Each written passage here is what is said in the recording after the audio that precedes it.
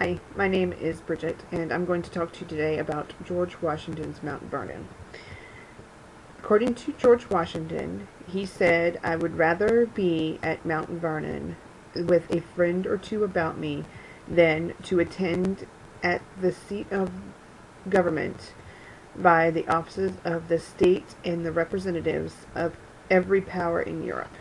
He said this to David Stewart in 1790. A little bit about the mansion itself. It was built in 1735 by his father, Augustine Washington. At that time, it was 1.5 stories instead of the 2.5 stories it is now.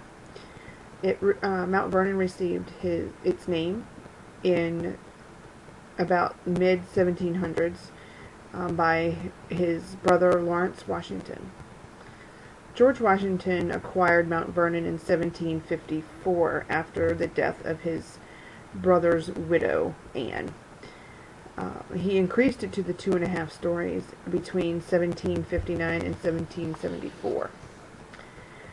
It became what we see today in 1792.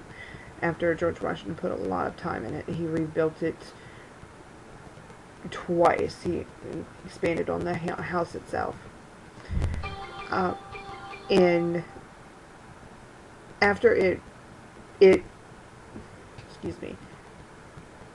changed hands several times between the death of George Washington and the time that the Mount Vernon Ladies Association took over. They purchased it in 1858, along with 200 acres of the surrounding land. And they restored everything to the splendor of the 1799 when George Washington died. And then they opened it to the public for us to see. So now I'm going to take you through a walk through the mansion. We're going to start in the large dining room where they just recently did a restoration on the room. You will see a grand fireplace and grand windows opposite of each other.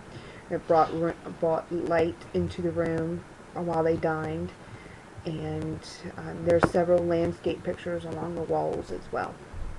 Next, we'll go out onto the piazza, which runs the length of the house and up to the second story.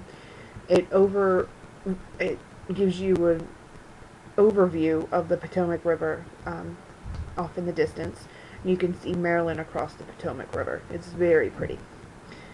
Then once you go down a little ways, you'll go into the central passage where you can see the little parlor, the west parlor, and a bedroom that they had downstairs.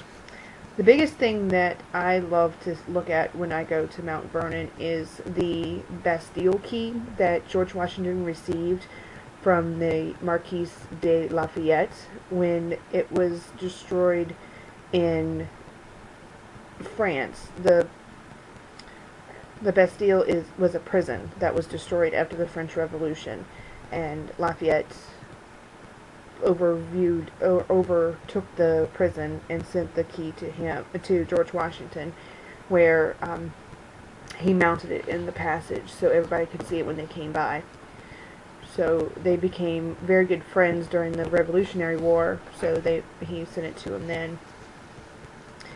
Okay, once we go upstairs and we get to walk up the same stairs that George Washington walked up himself, we get to see the 3 bedrooms off the central hall area. We see the Lafayette bedroom, Nellie Curtis's bedroom, and 2 other bedrooms. The Nellie Curtis bedroom, you can see the crib where she kept her George Washington's grandchild in after he was born. They were in the house the December that George Washington died. The child had just been born, so he did get to see him before he passed. Then we get to walk through one of the bedrooms, and then we get to see George Washington's bedroom.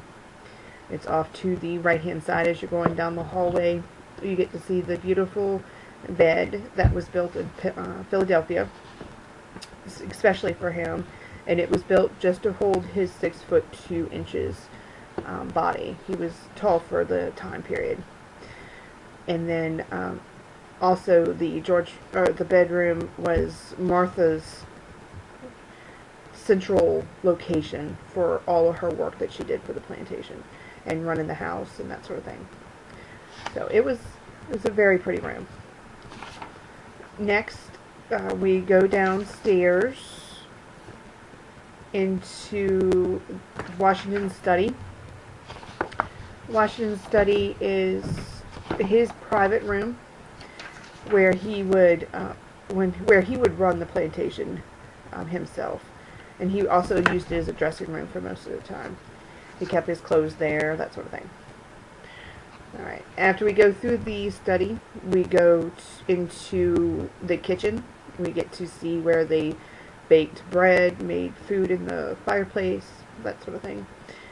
And then once that's pretty much the end of the house, we would go down the south lane where they have the storehouse, the clerk quarters, smokehouse, and the stable.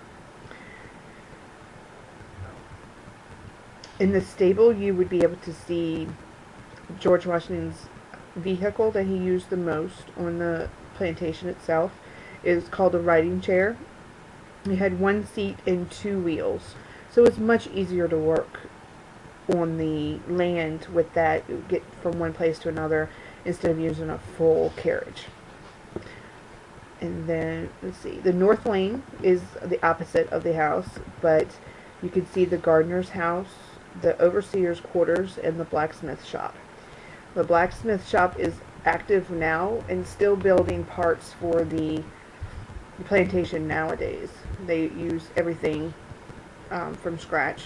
As you can see in the picture, the blacksmith is making a part for the plantation. Alright, after that, that's all the buildings on the plantation. The mansion grounds include ha-ha walls, the gardens, which is the upper and lower gardens, and the 16-sided barn.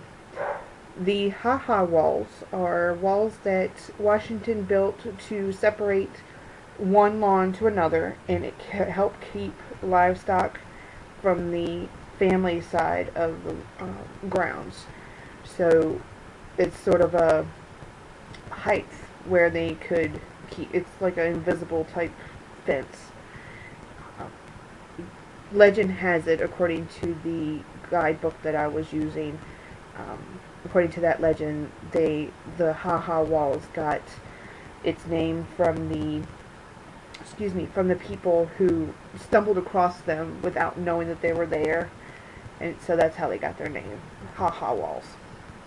The lower and upper gardens were a big part of the plantation as well. That's where they built all their food, or where they grew all their food, and they had their leisurely walks through the flower garden. The upper garden is the actual flower garden.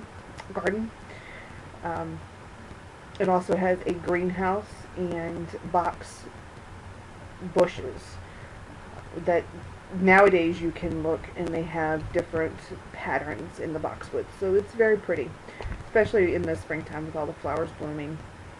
In the lower garden, they grew their vegetables. Martha Washington oversaw this garden a lot from everything that went on during the, she oversaw this garden because that was the kitchen garden. And then the 16-sided barn is where they, treaded their grain. The horses were on the second floor. They tread in a circle, and it would break the grain up and have the seeds fall down so they could use that part, and then the stock would be still upstairs with the horses. So it helped do that. It helped separate the grains. It was a much quicker process for George Washington. Alright, and there's a couple of unique things at the mansion that you wouldn't see other places. Start off with, the mansion was about 10 times larger than the other homes in the colonial time. The weather vane on the top of the house is actually a peace dove with a olive branch in its beak. The mansion, it looks rusticated, but it's actually just yellow pine. They painted, or they added sand to the paint and made it look, painted the house and made it look like it was actually stone instead of the wood. And then George Washington wanted his mansion to be symmetrical, but if you look at the picture here, it's not symmetrical. The windows and the doors do not line up like he wanted it to be. So it's a very interesting fact.